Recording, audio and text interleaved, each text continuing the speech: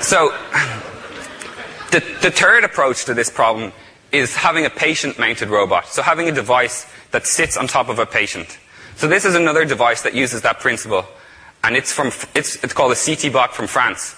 And it's very complicated in our view. And it weighs approximately 2 kilograms. And you can see the size of it here. There's no way you're going to mount that on a sort of curvy surface of a patient. So we believe a much smaller, lighter device would be much more applicable to this problem. So the final concept that you saw me holding in the video earlier on is what you can see here. So the device mounts on the patient, and at the moment we have these 4 tabs that are either taped or strapped down to the patient to secure the device. These spherical arches here that you can see are I can maybe show you as well. These spherical arches are what allowed the needle to be orientated. So you can get this degree of freedom and this degree of freedom.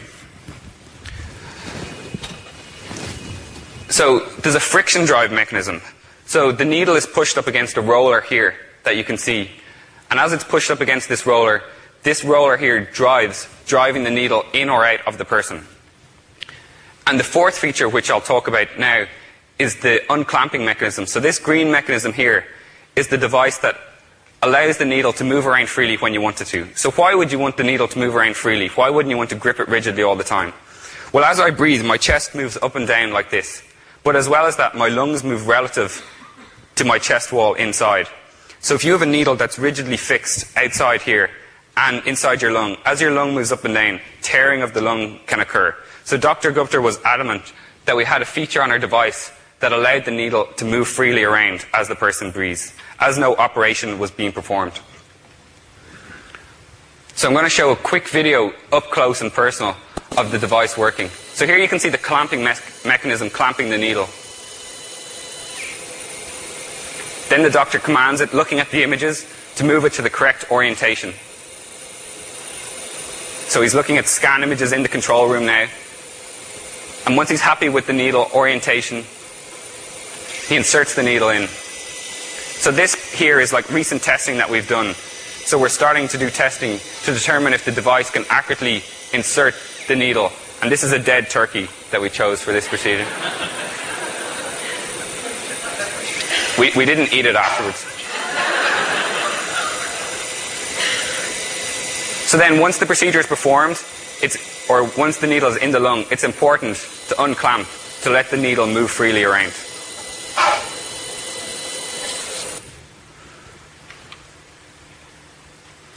So I've kind of touched on some of these, but it was very important. Working with Dr. Gupta at Mass General Hospital, Nevin went over and viewed a biopsy procedure, and we thought it was very important. We spent a lot of time up front making sure that our device fits in line with current procedures. So we had to examine what the clinical issues were and sort of work our device around them, because we didn't see the approach of revolutionizing the procedure as one that was going to have any immediate impact in the short term. So we addressed the sterility concern by having our device be disposable. So the plastic structure that sits on top of the person is quite lightweight and very cheap and made of injection molded plastic. So this device can be thrown away, while the motors or the more expensive control box or the interface in the control room that the doctor uses can all be a once-off investment. Breathing compensation, I talked about the issue of avoiding pleural laceration, which is tearing of the lungs. So this is avoided by that waggle window or that sort of circular cone that you can see on top of the device that lets the needle move freely around. Another big issue that we were concerned about was CT compatibility. If you have metal in the CT plane that the needle is in, as a scan is being performed, this metal can distort the scan image. So the doctor uses the image to line the needle up to the tumour. But if you have metal there, his vision or his view will be obstructed. So what I'm going to talk about next is how we avoided that. So here you can see a slice. This is like one slice of our device as we tested it on sort of an artificial lung at MGH in a CT scan machine. And this is a cross-section view of our device. And here you can see the needle is in the plane of the scan. So I could talk to you about how this works, but what you might believe more is if you listen to Dr. Gupta. Hello, I'm Dr. Gupta. doing the first experiments on a chest biopsy device. What you see here is the biopsy device placed on top of a cardiac phantom. These are the two rollers here, and what you see, the long shadow here, is the biopsy needle that is being guided into the phantom. As you can see, there are practically no artifacts arising from the biopsy device itself, and all the straight line artifact is from the needle, which is the expected artifact, which is used for aligning the path of the needle down to the lesion. So, just to summarize briefly what was said there, sorry, if you could just go back again. Here, these rollers that sort of are on the flat level of the device that orientate those arches to move the needle around are not in the scan plane of the needle. And the other motors that drive the needle in and out are sort of high above the insertion point, so distortion is minimized. So this next slide kind of gives an overview of how the system would work in a hospital. The control box that's big and bulky and a patient wouldn't want touching them is rested on a trolley next to the bed. This is connected via cables to the small lightweight structure that rests on a person's chest and that grips the needle. And the doctor sort of controls this device via a cable connected from this laptop to this control box from the control room. So he can look at these images, or the scan images of the person's lungs and of the needle in the scan plane, and sort of orientate the needle as desired. So the benefits for this device, it benefits doctors and patients.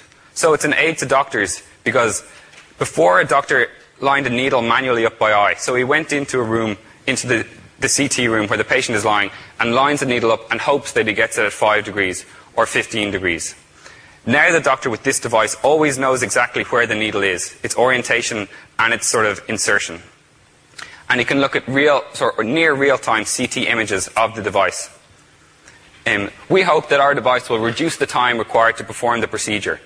So reduced procedure time will lead to higher throughput for hospitals and reduced cost. I haven't mentioned this yet, but another benefit of our device is that it acts as a third hand for doctors.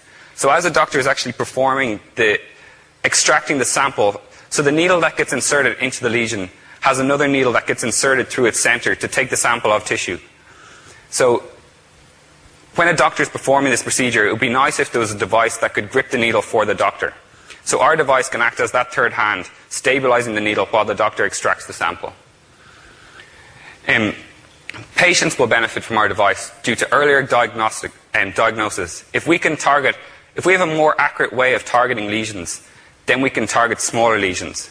So our goal is to be able to target a piece of tissue about the size of your tooth inside your lung. And fewer needle insertions. If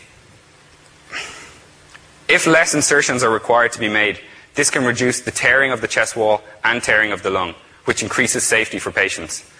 And if we can perform this in less scans, so if there are less scans required because we get it right first time, this will be less radiation exposure for the patient. So I'm just going to finish on this slide and talk about, hopefully by the end of this talk, you'd be convinced that if you go in for a biopsy procedure, you won't want it done manually. And you'll be like, where's that device I saw? And it's very futuristic to think that a robot is going to replace a doctor completely and walk into the control room and perform this operation. Because nobody trusts robots 100%. But if you can have a small aid that takes away some of the error that's associated with a doctor performing it, but still leaving their skill, dexterity, and training as part of the procedure, then we believe that's the way forward. So thanks a lot for listening, and hope you enjoyed the talk.